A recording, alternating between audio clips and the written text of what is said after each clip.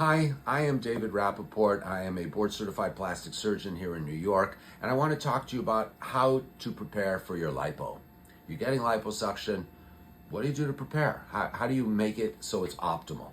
So, one thing I want to talk about is actually your weight, and the other is your body in general, what kind of things you should do and not do before lipo. So, let's talk about the more interesting thing that pertains to lipo, which is your weight.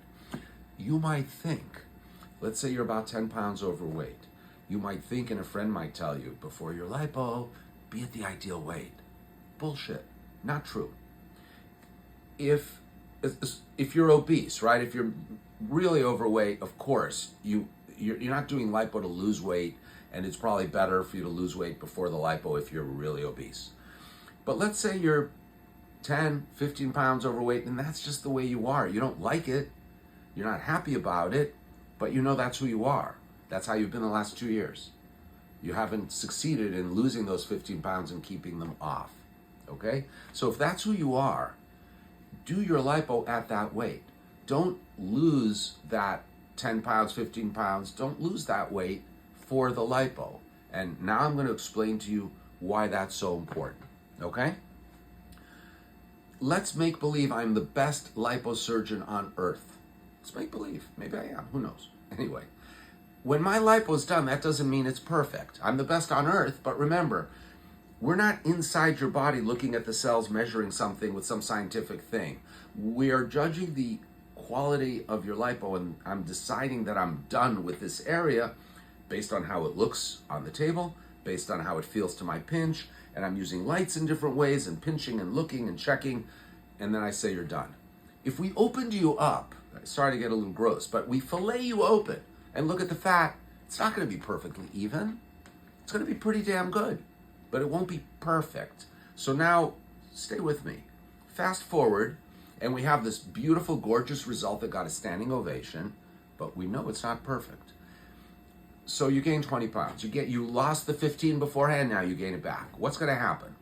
So you have these microscopic imperfections, a little cluster of fat cells here, clusters of cells there, that you don't see because I got it just right. But the cells are there. So now when you gain that 15 pounds back, what's going to happen to that little cluster that I couldn't see anything on the table? It's going to grow, right? If there are fat cells alive, it's going to grow. It's going to grow. It means 15, 20 pounds that you've gained, now you have these little bumps possibly. Does that make sense? Whereas if you're steady 15 pounds overweight, you got your lipo, you're getting lipo to look better at your given weight, and that's a crucial point.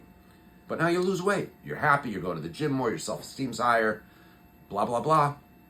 You just shrink the result. That's just making it better. So when you lose weight after lipo, you're shrinking the result, you're only making things improved.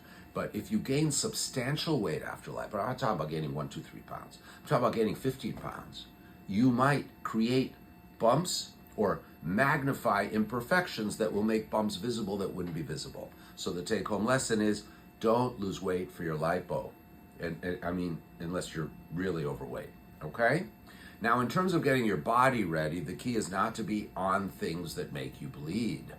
By the way, you want to be in reasonable shape, you know, because that'll make you better for any surgery. So it's good to be in shape, but you don't want to have taken aspirin, Motrin, things like that thin your blood during the 5 days before. And this is general advice. I'm not giving you a specific thing. Let your doctor give you specific advice. But there are also a lot of soft blood thinners. And what I mean by that are things like red wine or the supplement resveratrol or fish oils. And that's one of the reasons these things are recommended and popular, because having quote unquote thin blood might help prevent heart attack and strokes, but you don't want to have quote unquote thin blood for surgery. You want your blood to be able to clot normally. So I tell people, if you're taking the fish oils, you're taking resveratrol supplements, things like that, best to be off those if you can, even a month before.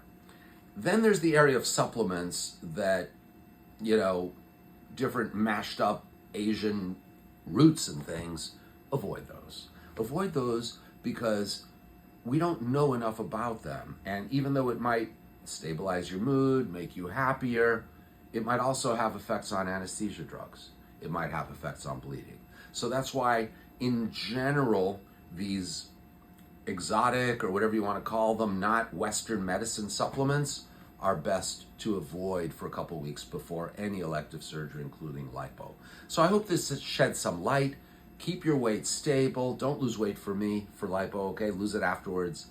Avoid the blood thinners and avoid especially the non-Western supplements. And get, again, specific instructions from your own doctor. Thank you very much.